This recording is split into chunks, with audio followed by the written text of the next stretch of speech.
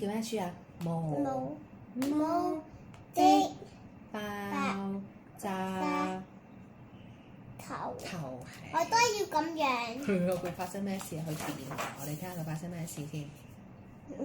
佢好矮，毛毛細個嘅時候係咁樣㗎，佢個媽媽同爸爸。好這是矮嘅毛毛爸爸。還是小寶寶的樣子，但是毛毛討厭洗澡，即係沖涼啊！我都要抱一個，係咪啊？更討厭剪頭髮，結我果都要抱。又唔中意沖涼，又唔中意剪頭髮，咁點算啊？佢好難幫佢沖涼。一轉眼，哎呀，頭就變成這樣子了。Oh no！乾唔乾淨㗎？唔使㗎喎。發生咩事啊？嗰個頭仲大過張台啦。有一天發生了一件事，爸爸追着毛毛大喊：嘿，快啲講翻嚟！嘿，毛毛，你今天一定要讓我幫你剪頭髮。哇，鉸剪都準備啦。毛毛就話啦：才不要！你睇下，唔通你讀啊？才不要！跟住咧，就是喜歡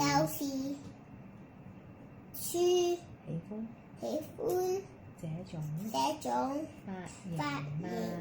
我都要啊！才不要！我就是喜歡這種髮型嘛。我中意啊！哇！你知道嗎？留這種髮型會有好多好事情發生的。小鳥會以為樹，所以呢就停在上面。聖誕節時也可以裝飾成聖誕樹，用個頭裝飾成聖誕樹，睇下，哇！我都要。咁搞笑嘅，肚子餓了就可以拿來吃。讀漏咗一句，想吃的零食只要往上擺，中意食嘅嘢咧就擺喺啲頭髮上面。肚餓了就可以拿來吃，肚餓啦就喺個頭度摷啲嘢食嚟食喎。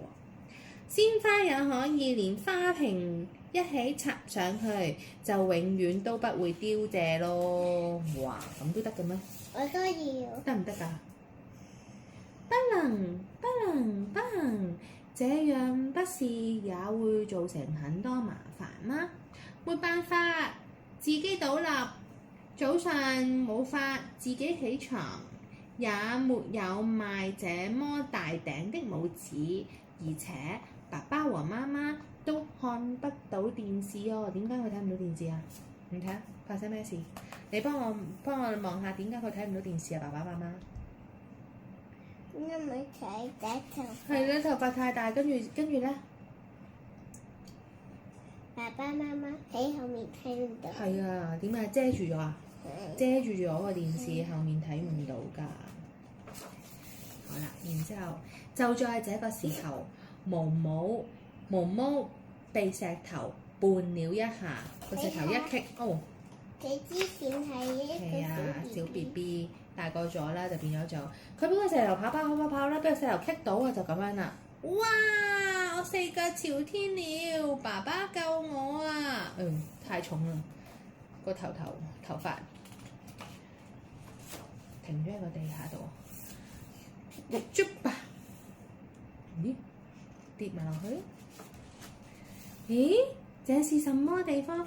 跟住佢咧個頭跌咗落去頭髮世界裏面喎。這是什麼地方？歡迎來到頭髮樂園。一隻頭上綁有蝴蝶結的老鼠話：我是小蜜蜂，和同伴們住在這裡。毛毛頭髮裡面會有一個。毛毛，謝謝你常常寄零食和玩具給我們啊！話多謝毛毛成日擺啲嘢食同埋玩具俾佢哋喎。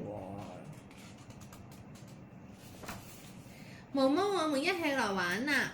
毛毛跟老鼠們一起玩各式各樣的遊戲，玩咗咩嘢？打網球啦，話開大食會啦，沖涼佢中意沖喎，竟然一齊讀書啦，讀故事書啦，一齊爬高高啦，好開心喎，好似開 party 咁樣喎，太好玩啦！我決定要跟你們一起住在這裡。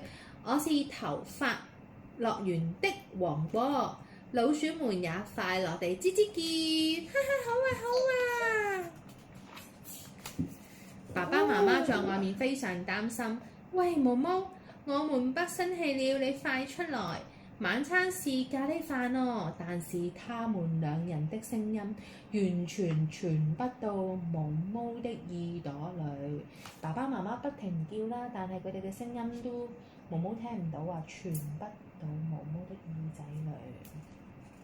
喺裏面點算啊？他們終於玩到了筋疲力盡，即係冇晒力啦，好攰啦，筋疲力盡。小蜜蜂說：來吧，國王，軟綿綿的床已經準備鋪好了。謝謝你，小蜜蜂，晚安。好多隻老鼠啊！咦？毛毛突然覺得渾身不對勁，他好想放屁啊！哇，大鑊！怎麼辦？不曉得是臭的屁還是不臭的屁，在棉被裏放屁應該不會被發現哦，要放哦。不得了，唔係，仲有一句未讀啊！不得了，這是一個大臭屁啊 ！Oh no！哎呀，好臭好臭啊！太臭啦，不能呼吸了，快死夭夭啦！救命！老鼠們一陣大騷動啊！太臭啦！你一聽到起放嘅咩啊？我呢度放咗啦，呢度準備咁樣咧，呢啲咪臭屁咯，畫到好似 popcorn 咁啫嘛，係呢啲係咪好臭啊？無所不在啊嘛！咁你聽我聞唔到嘅。我哋讀書啫嘛，嗰啲味唔會走出嚟㗎。這麼臭的國王，快滾出去！就這樣決定，1、2、3。老鼠們聽到小蜜蜂的口令，開始同心協力咬起毛毛的頭髮，咁樣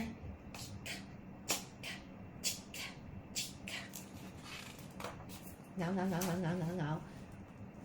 卜！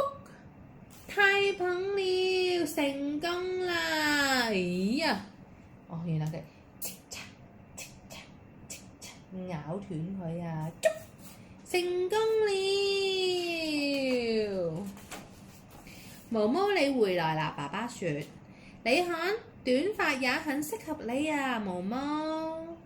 真的嗎？哇！我可以自己倒立咯！你諗佢個頭唔再重啦，可以自己倒立啦。咁搞笑嘅唔笑。點解佢咁嘅樣嘅？仲有最後一版啊！我哋讀埋佢啊！睇埋佢啦。點解佢會放屁？因為佢啱啱食咗好多零食啊，食咗好多蛋糕嘛，係咪啊？開 party 食咗好多肉，係咪？好啦，最尾個頁我睇埋，發生咩事啊？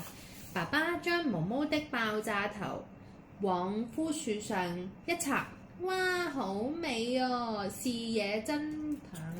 從今天起，我們就住在這裡吧。小蜜蜂開心的說。爸爸咧將呢一個頭髮喺個樹頂度一插，咁從此呢一個頭髮咧就喺呢個樹上面啊，而裡面咧啲老鼠啊、小蜜蜂就喺晒裡面好開心咁樣生活啦。點解而家佢放屁食咗好多肉？